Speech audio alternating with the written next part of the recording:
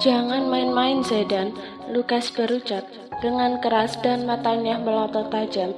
Zedan mendongak, menatap sang papa yang bangkit dari tempat duduknya. Wajahnya pun tampak tenang dan tidak menunjukkan ketakutan di sana, seolah ia sudah tahu reaksi orang tuanya akan seperti ini. Sementara itu, Sophie begitu was-was melihat kemarahan suaminya. Ia pun tidak berani ikut campur dalam masalah papa dan anak itu. Aku tahu, keputusan ini begitu mendadak dan mengejutkan. Tapi jika terus aku lanjutkan, aku tidak ingin semakin menyakiti Laura. Pernikahan tanpa cinta tidak menjamin memberikan rasa bahagia di dalamnya, kecuali tertekan dan keterpaksaan. Tapi ini tetap saja salah, Zedan. Jika memang tidak menginginkan Laura, seharusnya tidak kamu bawa dia sampai ke titik ini. Lukas berusaha mengendalikan emosinya. Bukan aku yang ingin hubungan ini sampai ke jenjang pernikahan, tapi Laura. Wanita itu begitu kekeh ingin menikah denganku. Lupakan masalah Laura. Sekarang apa alasanmu membatalkan pernikahan ini secara mendadak? Jelaskan dengan jujur. Lukas menatap menuntut pada putranya. Papa yakin pasti ada sesuatu yang terjadi sampai kamu melakukan ini semua. Yang perlu harus Papa garis bawahi, aku memang tidak menginginkan Laura sejak awal, balas Zedan. Yakin hanya itu? Lukas memicingkan matanya. Tapi Papa ingin kamu pikirkan ini baik-baik. Laura bukan wanita biasa. Dia setara dengan kita.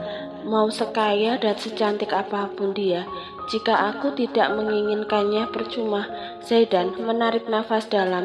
Aku minta maaf dengan Papa. Ini memang mengecewakan, tapi aku harap Papa mengerti. Zedan melirik sekilas pada Sophie dan Narendra, lalu bangkit dari kursinya. Ia meninggalkan ruangan itu. Sementara itu Lukas terduduk lemas. Ia mengusap wajahnya kasar. Ini akan menjadi masalah besar, dan sudah pasti Liston akan mengamuk jika pernikahan ini dibatalkan sepihak. Papa baik-baik saja. Sophie mendekat dan menyentuh pundak suaminya. Lukas menatap istrinya, lalu menggenggam tangan wanita itu. Anak itu benar-benar tidak tertebak tindakannya. Sekarang aku harus bagaimana? Ini pasti akan memalukan. Aku paham yang Papa rasakan, tapi coba besok pelan-pelan membujuk Zedan agar tidak membatalkan pernikahannya. Ini masih belum terlambat, tapi aku mengenal betul Zedan. Jika dia sudah memutuskan sesuatu, sulit sekali untuk dibujuk. Anak itu memang sangat keras. Lukas memegang kepalanya yang mendadak pusing. Bahkan ia tidak berselera untuk makan. Narendra yang sejak tadi menonton mengusap dagunya. Ia yakin Zedan memutuskan untuk membatalkan pernikahan ini. Bukan hanya tidak menginginkan Laura, pasti ada hal yang lain. Ia selalu penasaran dengan kehidupan Zedan yang begitu tertutup. Zedan menelan kasar soda dingin dalam kaleng itu. Ia meletakkan kasar minuman tersebut ke meja. Saat ini ia berada di minimarket. Pernyataan yang ia lontarkan pada sang papa adalah keputusan yang ia tahan-tahan sejak awal. Sekarang ia memiliki tujuan di balik alasannya membatalkan pernikahan ini. Dan sekarang yang harus ia lakukan adalah fokus pada putranya. Apalagi kondisinya saat ini yang tengah sakit. Zedan melirik arloji di pergelangan tangannya yang menunjukkan pukul 11 malam. Sepertinya ia harus kembali ke rumah sakit. Ia ingin menjaga dan menemani putranya di sana. Pria itu bangkit dari kursi, lalu membuang kaleng soda ke tong sampah. Sekitar beberapa menit menggunakan mobilnya, Zedan sampai di area rumah sakit. Ia segera memarkirkan mobilnya. Saat Zedan berjalan menuju ruangan tempat putranya dirawat dan masuk ke dalam sana, perhatian Zedan tertegun melihat Nasita tertidur di samping beranggar dengan wajah tertelungkup. Zedan melangkah masuk dan kakinya berjalan mendekati Nasita. Ia memandangi putranya yang terbaring di berangkar.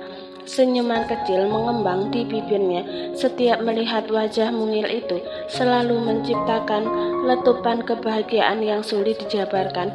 Kini tatapan Sedan kembali melihat ke arah Nasita. Padahal di ruangan ini tersedia sofa yang cukup luas untuk digunakan sebagai tempat tidur, tapi wanita ini memilih tidur di samping berangkar. Kedua tangan Sedan terulur lalu mengangkat tubuh Nasita dalam gendongannya. Ia akan memindahkan wanita ini ke sofa. Kasihan jika terus tidur dalam posisi duduk seperti ini. Merasakan tubuhnya melayang, Nasita tersentak dan langsung membuka matanya. "Apa yang Anda lakukan?" Nasita tampak terkejut kalah menyadari dirinya tengah digendong. "Aku hanya ingin memindahkanmu ke sofa. Turunkan aku." Nasita menggoyangkan kakinya hendak turun, namun Sedan enggan melakukan itu. Ia terus melangkah dan menurunkan Nasita di sofa. Wanita itu langsung mendorong Sedan hingga menjauh darinya. "Jaga jarak, jangan sampai seseorang sampai salah paham. Nanti aku kena imbasnya," ucap Nasita dengan nada ketus. "Tidak ada yang akan marah," balas Sedan. "Terserah Anda ingin mengatakan apa. Yang jelas jaga jarak denganku. Dan untuk apa Anda kesini? Tentu ingin menjaga dan memantau keadaan anak kita. Aku ingin memastikan dia baik-baik saja." "Dia anakku, bukan anak Anda," tekan Nasita. Ya, terserah kamu ingin mengatakan apa. Yang jelas itu hasil buatan kita berdua." Nasita mengulum bibirnya sambil menahan rasa kesal dan malu. Ucapan Sedan begitu frontal didengar oleh telinganya. "Apa Ehan sering sakit seperti ini sebelumnya?" tanya Sedan dengan nada serius. Nasita terdiam sejenak dengan pertanyaan Sedan, seolah pria itu ingin menunjukkan perhatiannya sebagai seorang ayah. "Tidak, biasanya hanya demam biasa, tapi aku harap dia segera sembuh agar bisa langsung dibawa pulang ke Yogyakarta. Tapi aku tidak akan mengizinkanmu membawa Ehan. 5 tahun aku berpisah dengannya. Aku juga memiliki hak atas Ehan. Aku yang membesarkannya, dan Anda tidak memiliki andil apapun dalam perkembangan Ehan." Dada Nasita bergemuruh panas mengatakan itu.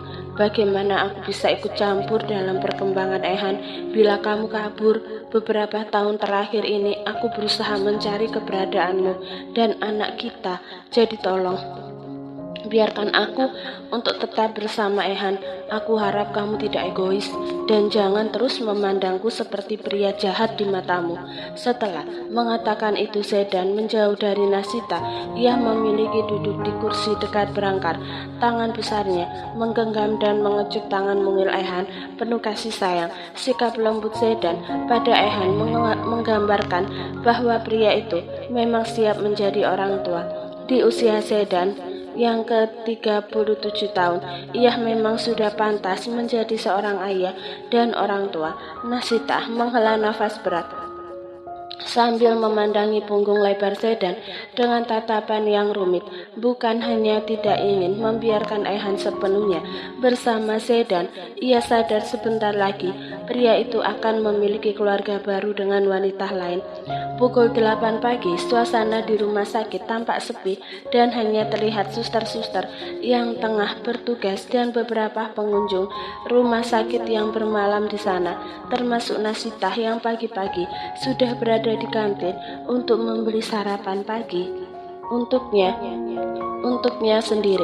Nasita memilih untuk makan di ruangan tempat putranya dirawat. Ia belum sepenuhnya yakin membiarkan Ehan bersama Sedan. Meskipun pria itu bersikap baik padanya, rasa curiga dan ketakutan masih menghantuinya. Tadi malam Sedan juga ikut bermalam di rumah sakit ini, dan itu membuat ia tidak nyaman dengan keberadaan pria itu.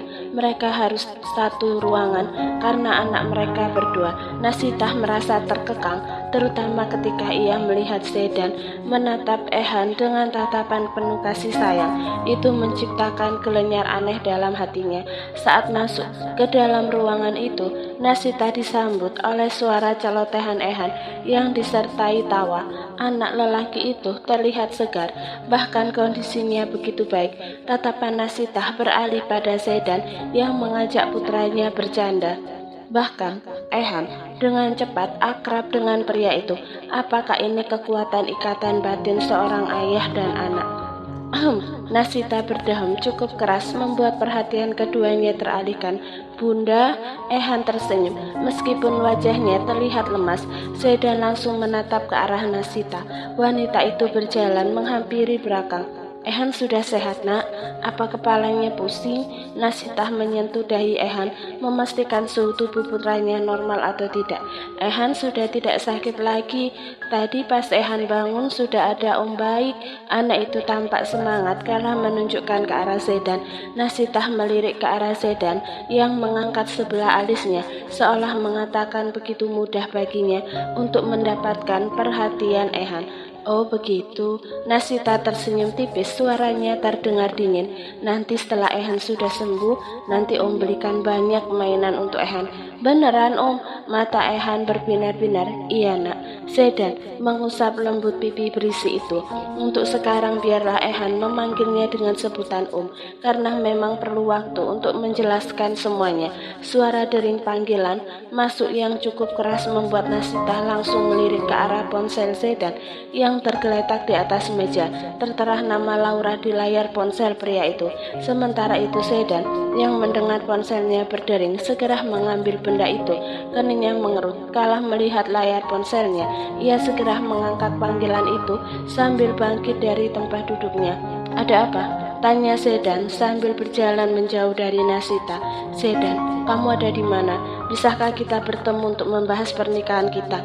Zedan terdiam sejenak. Baiklah, aku akan segera ke sana. Aku pun ingin mengatakan hal penting padamu. Benarkah? Pasti tentang pernikahan kita ya? Suara Laura terdengar riang. Zedan hanya diam dan langsung mematikan sambungan telepon begitu saja. Anda bisa langsung pergi saja dari sini. Tidak perlu kembali. Tidak usah repot-repot untuk menjaga Ehan di sini, karena sepertinya calon istri Anda lebih penting. Ucapan Nasita yang seolah menyindir membuat Zedan langsung menoleh ke arah wanita itu. Jangan mulai Nasita, apakah kamu sedang cemburu? Zedan tersenyum miring. Nasita menampilkan tatapan sinisnya, lalu membuang muka ke arah lain. Senyuman Laura mengembang kala melihat Zedan memasuki restoran tempat mereka berdua bertemu.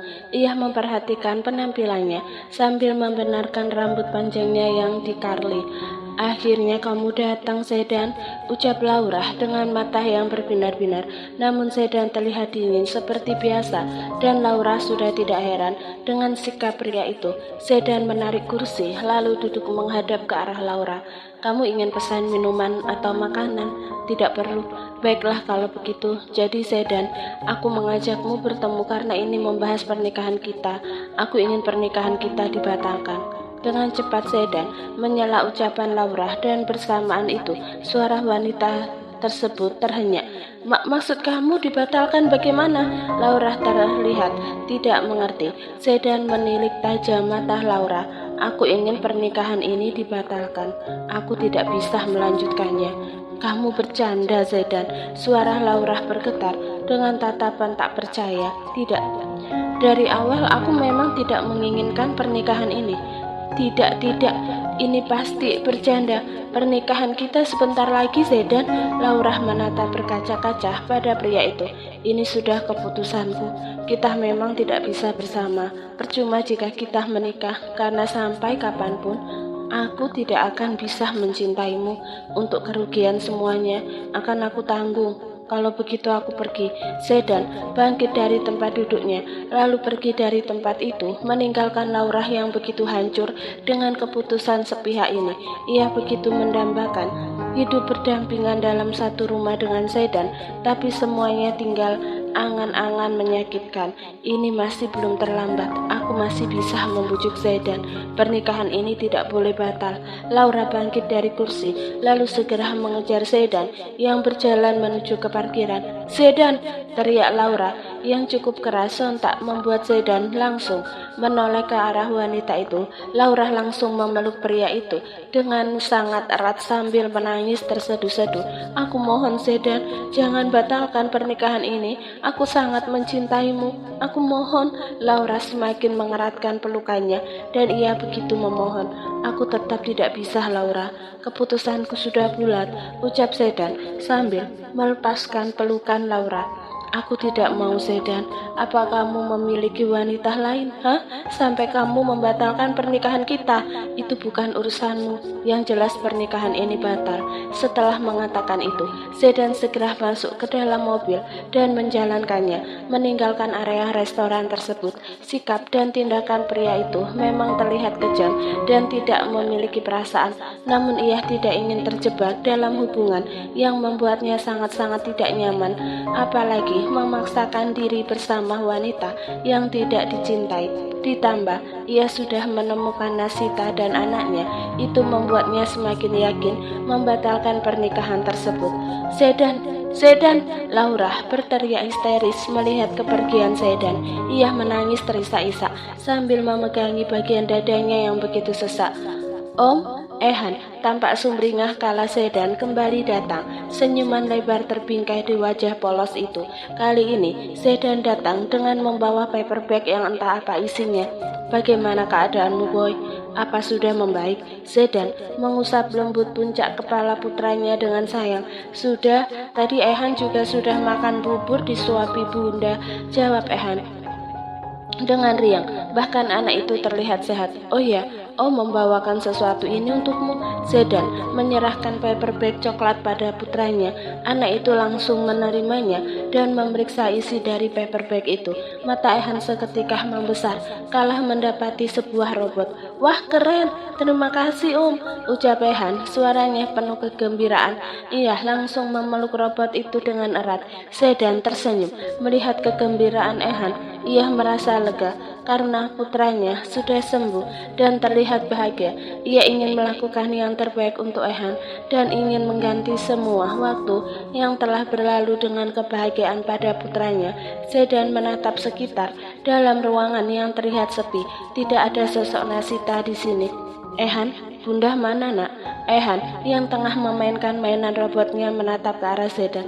"Bunda katanya keluar sebentar, Om." "Oh begitu." Zedan mengangguk samar sambil terus memandangi putranya. Jika dilihat lebih dekat, Ehan memang mirip dengannya. Tanpa harus melakukan tes DNA pun, semua orang tentu akan percaya jika Ehan anaknya. Sekitar beberapa tidak lama Nasita masuk ke dalam ruangan. Wanita itu membawa kantong kresek kecil. "Kamu dari mana saja, Nasita?" Nasita sedikit terkejut ketika mendapati Zedan sudah ada dalam ruangan tersebut. Ia kira pria itu tidak akan kembali dalam waktu yang cepat ke tempat ini. "Aku menebus obat untuk Ehan karena hari ini Ehan diperbolehkan pulang," jawab Nasita. "Benarkah?" Raut wajah Zedan terlihat senang mendengar itu. "Kalau begitu, kalian berdua langsung ikut pulang denganku ke rumah." Nasita dengan cepat memotong ucapan Zedan. "Tidak perlu, aku dan Ehan langsung pulang ke penginapan kami. Lagi pula besok kami berdua akan kembali ke Yogyakarta." Alis Zedan menukik tajam. "Bukankah aku sudah mengatakan padamu untuk tetap berada di kota ini? Kenapa ingin pulang ke kota itu? Memangnya ada apa di sana?" Zedan memicingkan matanya. "Yang jelas aku lebih nyaman di sana dan aku tidak bisa meninggalkan pekerjaanku dalam kurun waktu yang lama hanya untuk menuruti keinginanmu itu." Zedan mendecakkan lidahnya. Ia menarik nafas dalam, berusaha sabar menghadapi sikap keras Nasita. "Kalau begitu, berhenti dari tempat kerjamu itu. Aku sangat-sangat mampu untuk menanggung biaya kehidupanmu dan Ehan. Mau ataupun tidak, kamu dan Ehan akan tetap tinggal bersamaku," lanjut Zedan tegas. Tanpa ingin dibantah, ia kembali fokus pada Ehan. Tanpa ingin melihat raut wajah Nasita yang sudah pasti tidak terima, Nasita terdiam sambil mengulung bibirnya tanpa membantah ucapan Zedan. Matanya melirik ke arah Ehan yang begitu bahagia dengan pria itu. Akan sulit baginya membawa Ehan menjauh dari Zedan karena kondisi Ehan yang sudah membaik. anak itu sudah diperbolehkan pulang hari ini juga. Kini Sedan berjalan keluar dari ruangan sambil menggendong Ehan. Nasitah mengekori keduanya dari belakang, menatap Sedan dengan tatapan yang tak terbaca. Mulut mungil itu tanpa henti mengajak Sedan mengobrol hal random yang membuat pria itu tertawa. Mungkin hal ini biasa, namun itu hal yang luar biasa bagi Sedan karena bisa sedekat ini dengan putranya.